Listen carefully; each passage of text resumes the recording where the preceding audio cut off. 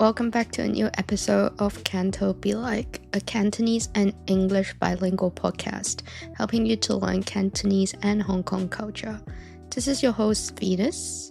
It's been a while since I've last talked to you guys. The past 2 weeks, I have some changes in my life, and for various reasons, I want to focus on self-care and connecting with friends and family. So I spend a lot of time talking to friends, talking to my parents, petting my cats, or just reading and journaling and stuff, planning content and trying to output and be productive.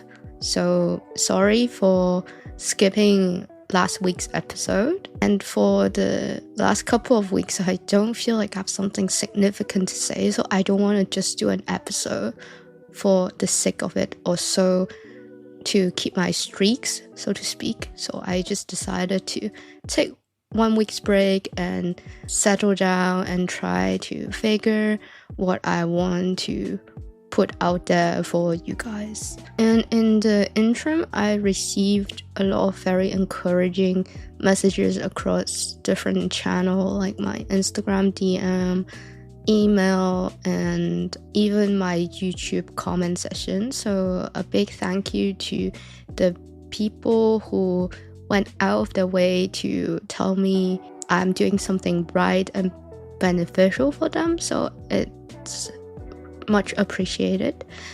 And out of all these messages, I received something from Sacramento, I think it's in California, United States.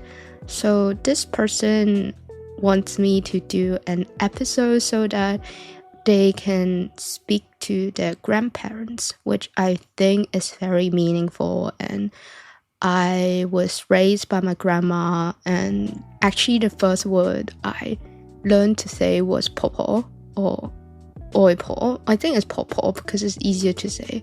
So I understand how important the bond between a grandchild and grandparents is, and I do, yeah. So I'm gonna do it. I'm gonna do it for this person from Sacramento. So today we're going to learn some Cantonese phrases so that you can talk with your Cantonese parents or grandparents, especially grandparents. And I'm so excited to do it. So without further ado, let's get started.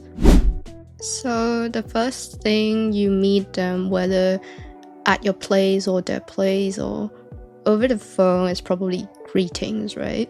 It's different from how you would greet a person your age. Like maybe you ask more about the health, the living situation, how's everything, like, because they're family and stuff, just a friend. So it's definitely different from the way you would greet your friend or non-relative when you're talking to your family. Also, depending on what kind of relationship you have with your parents or grandparents, the way you greet them and the level of formality might be different as well, right? But let's do something that's more generic and formal, because I assume if you're already very close with them, you will have your own way of starting this. So I'll give you an example. I was raised by my maternal grandma, so my popo. The way I talk to her is way different from how I would talk to my paternal grandma, my mama. So mama lives in the United States and popo is in Hong Kong. And the way I talk to them is very different because I feel so much more closer to popo. Because, hey, I used to live with her on a day-to-day basis. We shared the same room, and she's my primary caretaker, and she started taking care of me since the day I was born. So it's just a different bond to mama, though I still love my mama dearly. The point remains, the way I talk with popo is very hard to teach because it's so specific between us, but I guess I can show you how I talk to mama and use that as a reference for you to talk to your grandparents. When I talk with my paternal grandma, so my mama, I usually start with asking her about her health because she's in her 80s and her health is just not the best. So I asked something like, 喂嫲嫲，你最近好嘛？身體點啊？喂嫲嫲，你最近點啊？身體好嘛？ So how are things? How's your health? Or if you know they are suffering from some health issue, so say they have some cardiovascular issue, you can ask, 喂嫲嫲，你最近個心點啊? Or for my case, she has bad knees, so I usually ask, 嫲嫲最近隻腳點啊? So just a bit more specific about their bodily discomfort and pain. So it's quite endearing. It shows that you remember they have this issue with health and you're not making a generic question. And with all Cantonese grandparents, they don't want you to worry. So they usually just say something like, 冇嘢，嫲嫲會點啊？冇嘢，嫲嫲會點啊？ Cantonese word for grandparents are so maternal is, let's start with maternal first.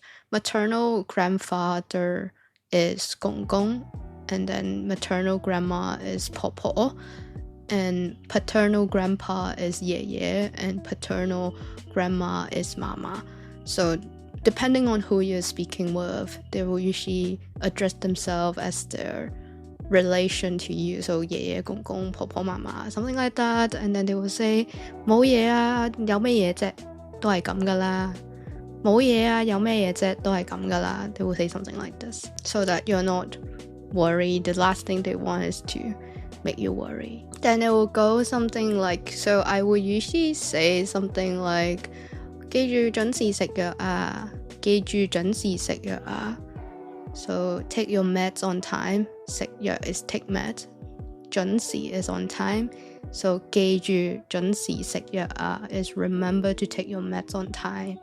Or 你有冇嘢要幫手啊? Do you have something I can help with? 你有冇嘢要我幫手啊? I know I'm not in the States, so I don't usually say that to my mama, but with my 婆婆 or something I will say, 你下次覆診我陪你去啦。你下次覆診我陪你去啦。So when you have a checkup next time, I will come with you. Or if they had a recent checkup, you can ask something like, 醫生點講啊？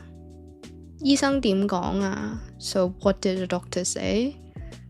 And they will usually say something, 都冇咩啊，佢哋都冇話啲咩，叫我準時食藥多啲飲水咯。佢哋都冇講啲咩啊，叫我準時食藥多啲飲水咯。So they would usually brush it off and being a bit nonchalant and say something like, oh, the doctor said nothing, I'm very healthy, just eat my medication and drink more water. They love to say drink more water. So yeah, so 飲多啲水 is like everything can be solved by drinking water. 飲多啲水 actually more specifically 飲多啲熱水 which is drink more hot water. 食少啲熱氣嘢飲多啲熱水 食少啲熱氣嘢飲多啲熱水 So 熱氣 is like fried food, like something that will generate heat in your system according to Chinese medicine. So 熱氣 food can be crisps, fries, even durian, and what else? There are quite a few. Like I can't think of them on top of my head, but you can think of the things that will give you pimple, and after you eat them, you feel like a bit heaty, so to speak. So 熱氣嘢 and 熱水 are the forbidden things from Chinese elders. And I'm going to wrap up this short like health checkup conversation starter by teaching you some more specific vocabulary regarding on some common illnesses Cantonese elders have. Because in Hong Kong, it's really common for elderly people to have 高膽固醇, so high cholesterol, or 高血壓, high blood pressure, or 痛風, I think it's called gout. Yeah, it's gout, G-O-U-T, gout. And then what else? 心臟問題 or 心臟病, so heart disease, 糖尿病, diabetes, or something. Sometimes they need to 洗腎, so dialysis, 洗腎, dialysis. And clinic is 診所, and going for a checkup is 復診, and hospital is 醫院. So sometimes they might say, 我有糖尿病啊，所以我逢星期一都要去醫院復診. So I have diabetes, so I need to go for a checkup at the hospital every Monday. Something like that. Like, there are so many vocabulary, I can't teach you all here in 5 minutes, but this is usually how it goes. So hopefully you'll get a sense of how the first couple of minutes of the conversation will be like if you want to greet them and ask for their health, because that's the most common way to start a conversation with Cantonese grandparents.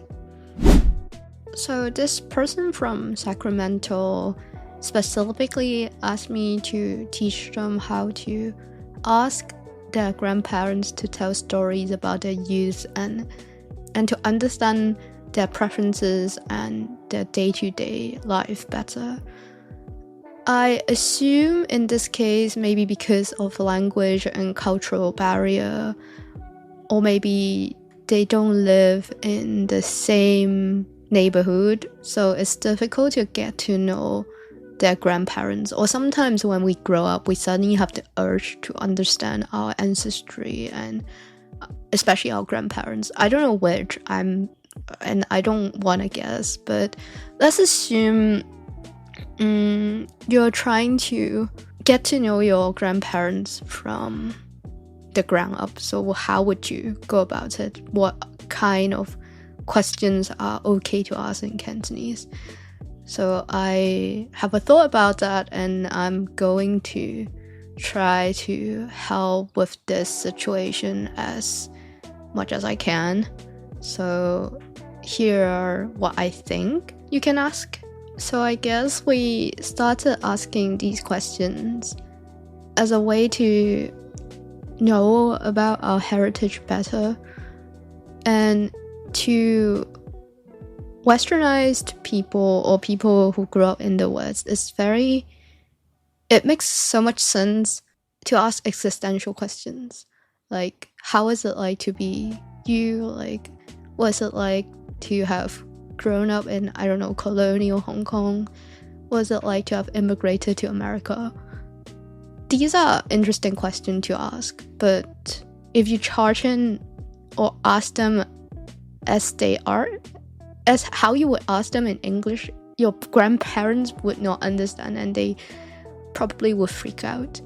I know people have individual differences, but from my understanding of my parents or maybe my grandparents, they are quite allergic to existential questions and emotions. So you can beat around the bush and ask questions with the same idea, but not presented in a very debate kind of way, because they don't like debate. Like, Cantonese people, we're not confrontational. We might look aggressive on MTR, like Hong Kong Metro, when we're fighting for a seat, but when it comes to existential questions and how we feel and our own experience, we're very shy and reserved. So they won't feel very comfortable if you ask them to share their experience right away.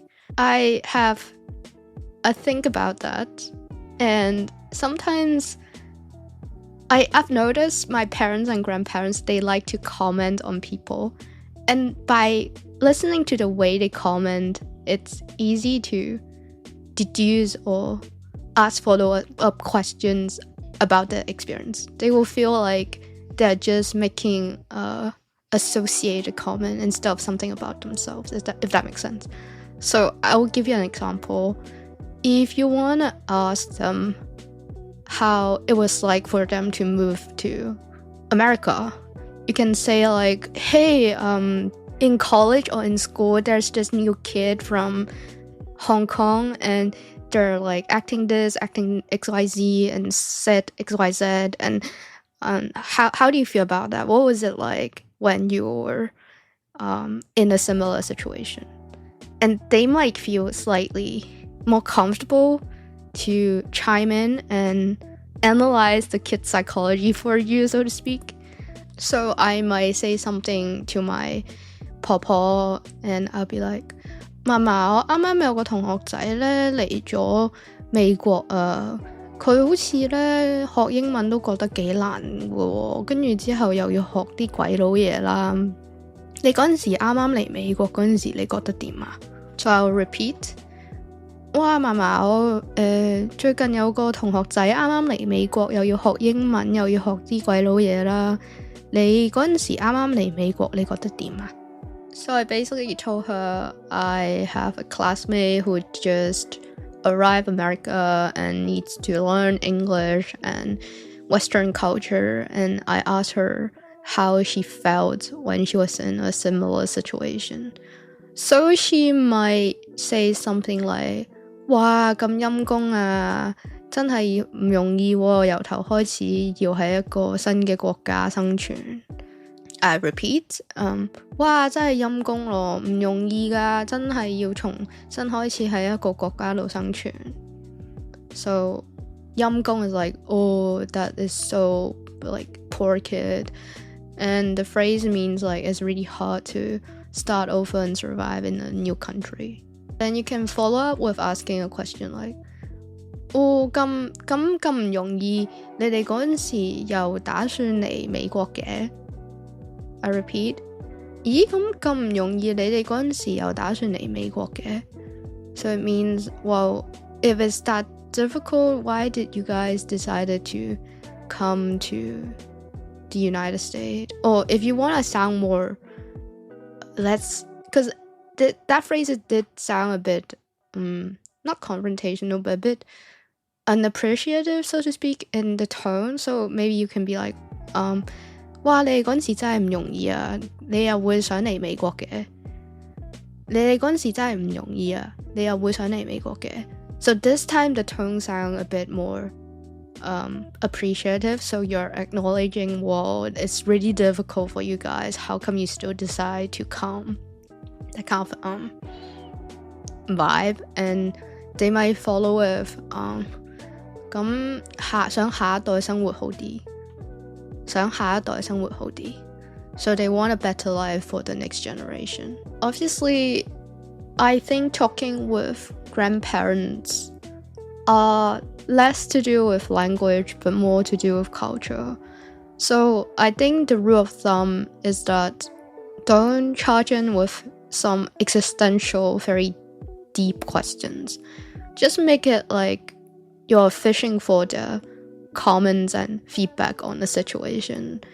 Keep it more impersonal, so to speak, but give them some breadcrumbs to make personal comment.